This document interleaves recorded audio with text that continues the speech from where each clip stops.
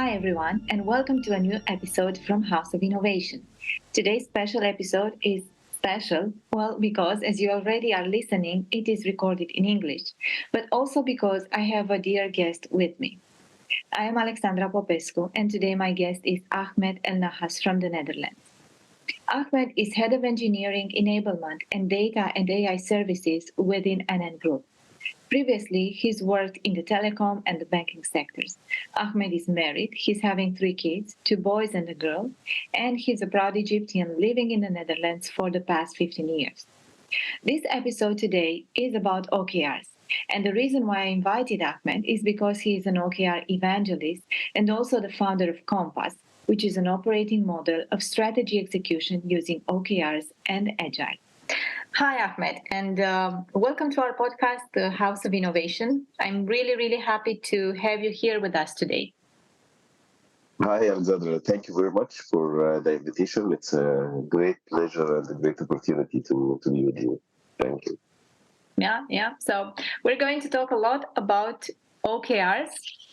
Like I've said in the beginning, you are a hands-on person when it comes to OKRs, but also really passionate and an ambassador.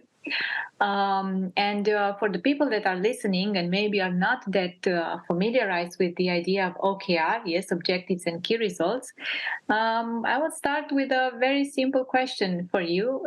What is an OKR? Yeah, it's a really good question. To start with, what is the definition? So, from the definition itself, it's the objective and the key results. It is, for me, it is a framework of setting goals that is make it easier to communicate and track outcomes. So it make it much easier to discuss the outcomes of the activities, not focusing on the activities. So that's for me the best definition that is related to me as for the OKR, and also describe what is behind it as well. So when we talk about OKRs, for some people it's something that they've never heard about. For others, it's like almost a way of working now. Can you put like a time frame or something when did companies start talking about OKRs? Yeah, we are so much used to KPIs and objectives, but like truly OKRs and their philosophy, when did it become popular, to say so, among the organizations? Yeah, it is. I think OKR itself, the concept is very old. I think it is in 1970 with Intel, and after that with Google has been implemented. But I think it is started to service on the people attention or service to the people attention when the John Doerr book Measure What Matters in 2017. Yeah. I think people started to understand that they or go back to it again and understand it much better. And but the challenge was, I think, and this is, I think, my theory about why it is delayed from 1970s. Why we start to hear about it recently. I think the rise of the agile way of working in the 2000s was a little bit contradicting the implementation of OKR. And the agile way of working. In the agile way of working, you are more into small iteration, more about small increments that you are providing. So it's output oriented a little bit. And it's also focusing more about the team autonomy and how the team decides by themselves a lot of stuff. OKR is coming from the school of setting objectives and giving direction. So the mix between them was not how to mix them together was very difficult in some cases. But when John Doerr came with the book Measure What Matters and gave some examples, and other books as well started to tackle this topic. I think the line between agile way of working and OKR start to be clear that it's not contradicting, it can complement each other. Okay. So you've said autonomy, you've said output, giving direction. It leads me to the idea of culture, corporate Mm. strategy, philosophy, way of working. Is it? Do we need a certain corporate or company culture to effectively implement OKRs? Is it linked in any way? Yeah, I totally believe in culture eats strategy at breakfast, as they say. And you need to have the right culture to be able to execute any strategy that you would like to do. And if you are going to implement OKR, uh, while you are still maintaining the power of Agile, you need to have the right culture that is empowering people, giving people the space and the time and the authority to define what key result they can contribute with. Give them also the ability to decide with you how to implement the strategy. Uh, you require psychological safetyness. You that require people that is better communication in both direction, from top down and bottom up. Mhm. A lot of aspects of culture is related to the strategy execution, besides OKR and Agile way of working. Mhm. So it doesn't break down to let's have a short training on OKRs, how to set them, and go team.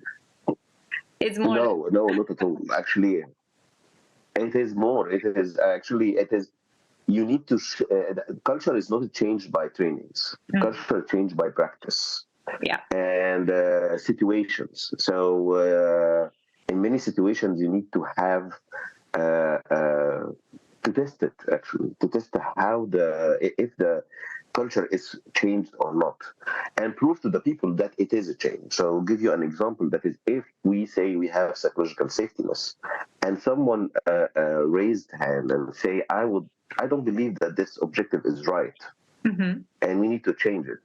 Do you have the culture to discuss this? Do you have the space to discuss it? To challenge. If someone come, yeah, to challenge and be challenged as a management, are you willing to be challenged on that? Mhm. And be challenged not to convince only, but be challenged to even go and change it if the person is right. So this is the culture. Mhm, mhm. Okay. I sense a lot of passion in what you are saying there, and I guess this is how Compass was brought to life. Yeah, Uh, yeah. and yeah, let's talk about Compass. I was sharing with the people that are listening at the beginning that this is an operating model of strategy execution using OKRs and Agile. But I would be much more interested in hearing the story behind it. What is it? How did it all begin? Yeah. Yeah, that's thanks. So, Compass, I had the same struggle that is I was mentioning in the beginning. That is how to link objective and strategy execution with the agile way of working. A lot of models that is in the market, as core balanced card and strategy map, and a lot of models and machine matrix as an example. And at that moment, I was struggling. How can I link the strategy, make sure that is the people on the floor, they understand the strategy and contribute to it? How can we make sure that the people is linked on a long term, on a sustained manner to the strategy? Uh, the strategy execution gap is the problem for most of the companies. 4% 2019, they mentioned 84% of the digital transformation projects or programs fail Mhm. because of the strategy execution gap. One of the main reasons people are not connected. So the struggle for me was how to connect them together. And as you know, the theory of OKR is clear. Everybody knows it. And Agile is clear and implemented. So how to create an operating model that allow these to work together. And then I came with Compass. Actually, the name coming from the Hoshin matrix, because Hoshin means in Japanese compass. So I took the name. And in Compass, we break down the strategy to strategic objectives, long-term strategic objectives, annual strategic objectives, and then we start to ask the teams to contribute by the key result to the to the objectives that has been set and discussed in the beginning of the year. And behind that, another a huge operating model that is how many times we meet with the team. We meet every quarter to discuss the key result, bi-weekly to discuss the progress, every year to revisit our long-term objectives, and a lot of events in between that is make it a true operating model or way of working that is enabling the team to stay connected to the strategy. So that's in a nutshell compass, actually. That's why I call it operating model, a way of working, let's say. Mm-hmm. Because we tend to be very much, I believe, be very much connected to the objectives and the strategy at the beginning. But once we start implementing, if we don't have the right sequence of touch points, we lose. We might lose momentum. We go on totally different routes than the ones exactly beginning. Yeah. Completely, I totally agree. This is the problem. That is, we go to the teams and say to them, "Okay, guys, good morning. We are going to implement OKRs. This is the objective. This is the key result. Good luck." But what is the operating model? What is the process? And one of the success factors of agile way of working, either with whatever framework that you are using, Scrum or Kanban, is it has a cadence, it has a rituals that is you need to follow to make sure that this is happening. And there is a clear principle and guidelines showing what you need to do to make it happen. I believe that if you would like to implement OKR or any model that you would like to do, you need to have this as well. So you need to have a process somehow that is enabling the framework to work. Okay. And this was my compass. So it's the vision on one hand. It's the process that we are using, whatever it is, but then it's also the framework in which we execute, and exactly, it's what keeps it all tied together.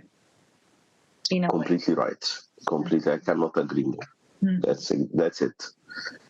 And this is the challenge that most of the companies do, that they forget one of these, and at a certain moment as well, they focus too much on the process, and they forget what was this process trying to implement. What is the framework behind this process? So it become just a few steps that we need to do, but is it serving the framework that you would like? Is it serving the vision? And what is the guiding principles, let's say, that is we can refer to make sure that is the process is not getting too complex or getting too light. Yeah. Okay. Ahmed, I would be a bit the devil's advocate here, and I would say we've been working with KPIs. Yeah, another business term used to lead people into a certain direction. So these are your KPIs. And what makes it different between KPIs and OKRs? Why can't I use KPIs and I don't know, apply a certain framework, or can I?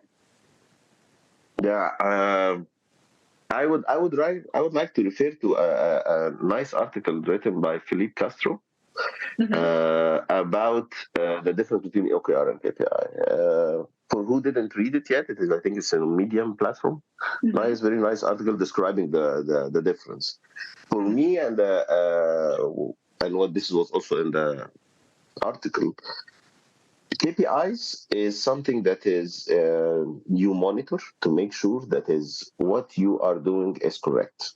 So are we? He gave even the example of a car. So the dashboard on the car is your KPI. So you check the oil level, you check the temperature, you check the fuel. This is what you are to make sure that the car is moving toward going correct and going toward the goal on time. Okay. The OKR is more on the change itself. There is an objective, there is key results that you need to achieve, or there is outcome that you need to achieve the goal. But without keeping, you might have the temperature going too high, so you stop. or going, the fuel need to go down, so you need to go to the gas station to refill. So that's a difference for me between the KPI and OKR. Saying that, if one of the KPIs is down, so you have a KPI that is not on par, that could lead to an objective to make it up to par. And then you go put it back again in the dashboard of KPIs and you keep eye on it again. So it's complementing each other. It's not a replacement. That's my point of view. Okay, thank you. That's really, I mean, it's really clearing things up for me. And you've already answered my two next questions. If you can have illustrated the difference, but you did it so nicely with the car, and I think we can all relate to a car and the dashboard, and even if the credit for Philip Castro in this, he actually came with this nice metaphor. We will put the reference to the article in our comment section in the and also, yes, now it's clear that we don't replace OKRs with KPIs, but actually there are things that measure or look at the business performance from different perspectives, and we should keep both of them our organizations, because they steer the decisions and the business, that they complement each other, and it's best to have them both. Exactly. And a lot of KPIs is related as well to the business as usual. So keep in mind that this OKR is a change vehicle. You are driving through it the change, moving from state A to state B. The KPIs a lot of them are referring to the business as usual activities. So if you are working in IT, the compliance, the security, reliability, it is looking to what you are doing in the normal case. But if you have an issue with your reliability, as an example, or security, then you need to do action. You need to have an objective to improve it.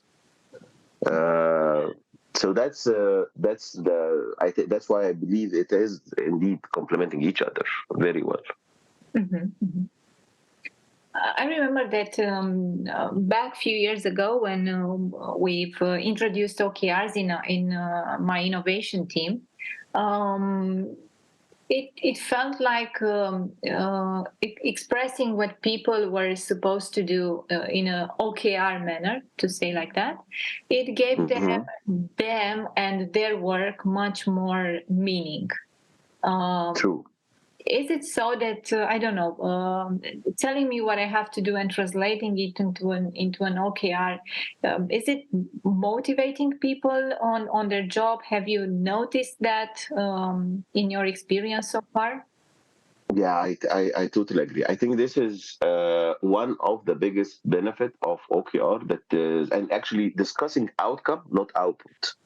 So if you are giving to the team, I will refer to Compass as an example, what we do as well. Yeah. So if you we define the annual objectives for the year with discussion with the team, so they know what is need to be delivered at the end of the year, and what is the ambition objectives. That is 80 or 70% of it is good. So this is what we define with the team. And then we start to ask the team every quarter how you will contribute to the things, or if there is a direction that is we know that is we have to do. We also discuss it with the team and tell them this key result must be achieved in a quarter for whatever reason. So this conversation we are discussing outcome. So I'm not discussing how you will achieve the key result. I am telling you this is what we would like to achieve as an outcome. That gives a lot of power to the team. They understand, start with why, so they know why we are doing this. They also own it. The ownership is one of the main factors that is motivating people and make them actually do the extra mile even. So the team do something, and then in the middle they say, if we continue with this pace, we will not achieve the outcome of the result. So they go more and do more work because they own the outcome. It is not something that we say, okay, you need to finish this project. I don't care about this project itself. I care about the outcome of this project. Mm-hmm. So when we discuss with the team and say to them, as an example, we would like to, uh, at the end of the year, to have a community of engineering that is enabling everybody to get their best or something like that. They know, okay, what is the corners? What is the main success criteria of such a thing? What is the main milestones that we need to do? And they start to act on that and build it. And with each step, they know the outcome. Okay, we need to build an intuitive portal that is getting people enthusiastic, and this will be measured by the number of visitors or something like that. Let's assume 100 engineers, and then we say, okay, let's take the next milestone that we have. 200 subscribers for our community or something. I'm just giving an example. Yeah, sure. Mm-hmm. So they check by themselves, do we have the 200 subscribers or not? Mm-hmm. And they can finish all the work. And then they measure the outcome and they find, no, it is not yet 200. So what we could do? Mm-hmm. From my experience, they actually start to reach out to different activities that they never worked on it before. So if they are engineers, they will start to speak to the communication team. How can we promote this more? They start to make workshops with the engineers to bring some input from the customer in their perspective in that case. So they own the outcome and try to achieve the outcome regardless of the activities. And for me, this is the best actually situation is everybody owns the outcome. It's not only the management. Mm-hmm. So they own the outcome, which in a way it of course it makes them accountable, but it's also empowering them to be accountable and Exactly. to be solution oriented. Exactly. And they look also to the different aspects to the problem. Sometimes they come with the akiras that I never thought this is possible. And they come with the best solution for this key result. So what actually, how it can be done. I thought it will be done in that way. And they say, no, this is what you would like at the end. Yes. Okay, the best way to do it from our perspective, 1, 2, 3. Wow. Okay, that's great. Let's do it. So the discussion is on outcome, not on output. It also give them or give all of us actually, not only the engineers, everybody, give us the ability to become more engaged to the strategy, more engaged also with the company itself. We have the same goal at the end. We need to win at the end. So it's completely different motivation. We are not rewarding people on what they do. We reward them with the result of what they are doing. And it's completely different shift. And the impact that they are bringing, because Exactly. I believe, you set an objective and you set a milestone, but the way that people execute it and the way that they feel empowered to reach that objective can lead, like you said, to solutions that you might have never thought of. And the result will be extraordinary, much better than you thought of initially. Exactly. And it is increasing both effectiveness of the solution and the efficiency of doing the solution. So, and what else you want? What else we can, and any company would like that. But that's not only because of OKR, and not only because KPI or Agile. It is the culture. That's why when you mentioned the culture at the beginning, culture is the base of everything. If you have the right culture and you have the right operating model that enable this culture, I think you will be on the right track. Well, there is a saying that culture eats strategy for breakfast. So yes, indeed, it is. So this is exactly how I see it. I see as well that is if we focus on just the operating model, just the process, and we forget the culture, and we think it will happen by itself. No, It will You not. need to look to both. You need to know what the culture that you need to implement, and you need to create the operating model Mhm. that is enabling this culture, making sure that is it will not work without the right culture. It will not And work. keep an eye. Sorry, and it will not work against the culture, because you can have the right culture. Exactly. The operating model is actually stopping it from manifesting the way. Yes, true. And like if you are saying talking a lot about empowering and giving people the power and the decision to take a decision, and you are only tracking output, how much time you spent on this and how much time you spent on that, and you don't, as an example, allow people to say, okay, I will stop, because a lot of things that is actually this is another theory that I have. A lot of good things happen by the things that we stop, not what we start. So, so Yeah, sometimes actually, thank you for some saying that. so this is from my perspective, the stopping things need a lot of courage, a lot of space. So Yeah. if you are asking the team to do so, you need to allow them to say, okay, this key result, we work on it for a month, but Mhm. actually we think what we are doing right now is not right, and the key result is not relevant anymore to the objective. It will not give the value that we thought, at least. So we will replace it with another key result. Mhm. Stopping this, it should be celebrated because it is was a waste. Yeah. So that's good that you stopped it and start a new one that is will really add value. So you Mhm. need to allow people to also do so. Yeah, definitely. And stopping things, I think it shows much more maturity than persevering into the wrong direction. Uh, Exactly. Exactly. we should want people in our organization that have this maturity to stop things when they don't work. Um, Exactly. and Totally agree. I remember from my days when leading the innovation team, that in a way the hardest thing was to to stop a project, to say we need to kill it. It's not working. It's not going anywhere. But Yes. even much more harder was to go and tell the leadership team that it's not working. Yes. True. Totally agree. Correct.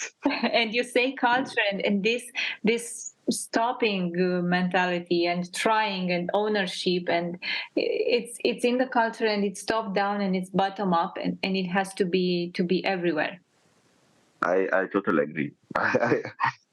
I think it is top down mainly. So first. it must be top down.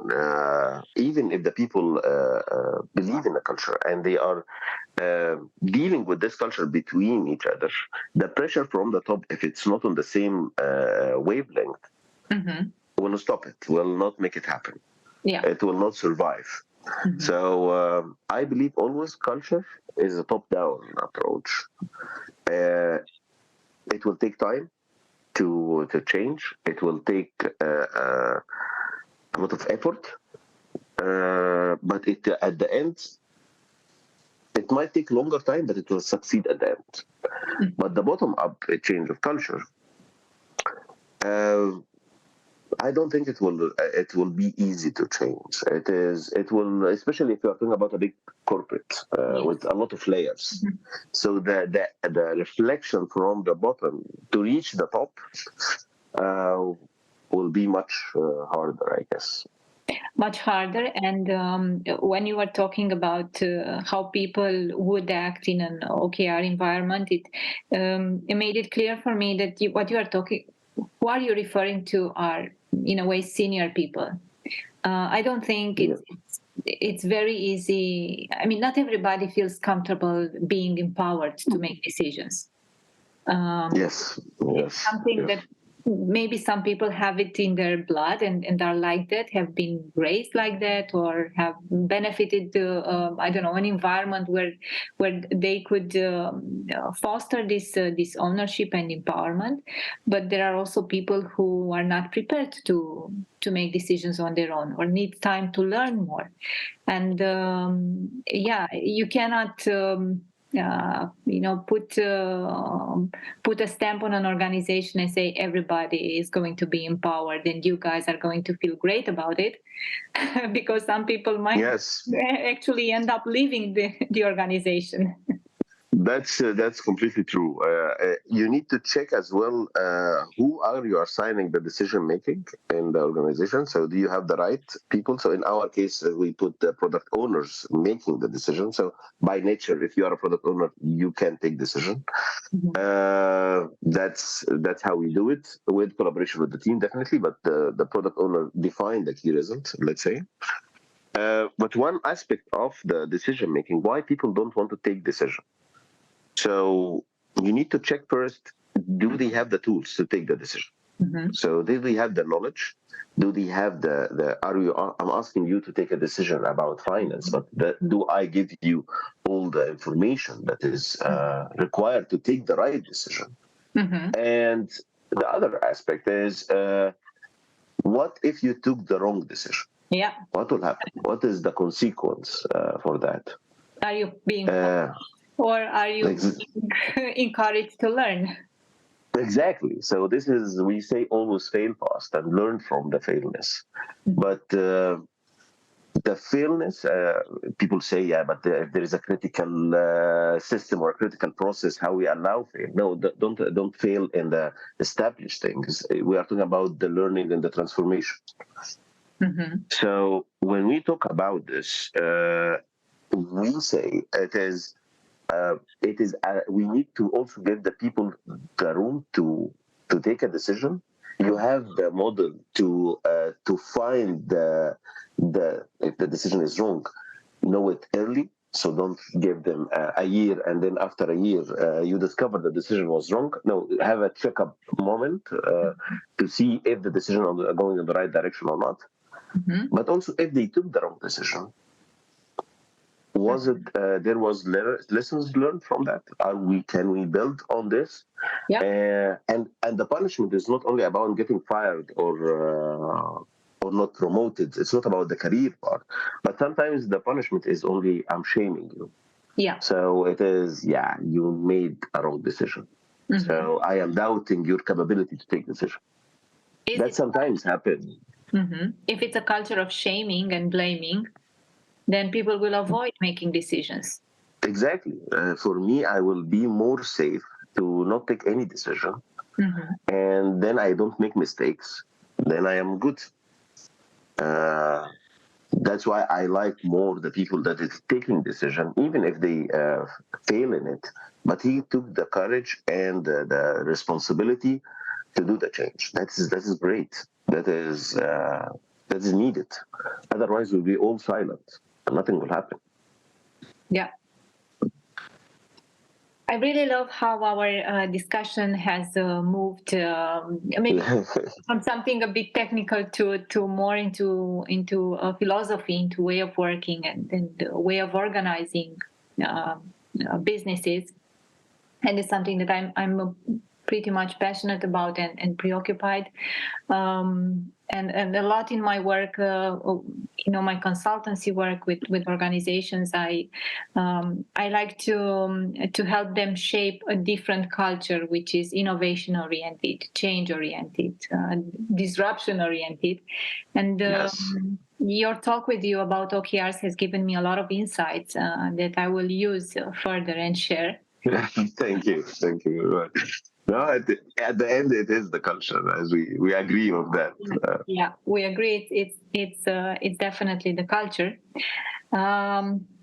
But unfortunately, we have to stop our really nice discussion. We promised to people that listen to our podcast that we will make it to 30 minutes, 35 minutes. So to keep the episodes to a length that's allowing them, let's say, a drive from home to work or the other way around. Nice. I hope people enjoy it as well. Yes, I'm sure they will enjoy this episode. Ahmed, you have a lot of experience and a lot of sharing. And thank you again for accepting my invitation. And thank you very much. You will accept other invitations as well, because the topic is far from being over. It will be my pleasure. Thank you. Thank you, Ahmed.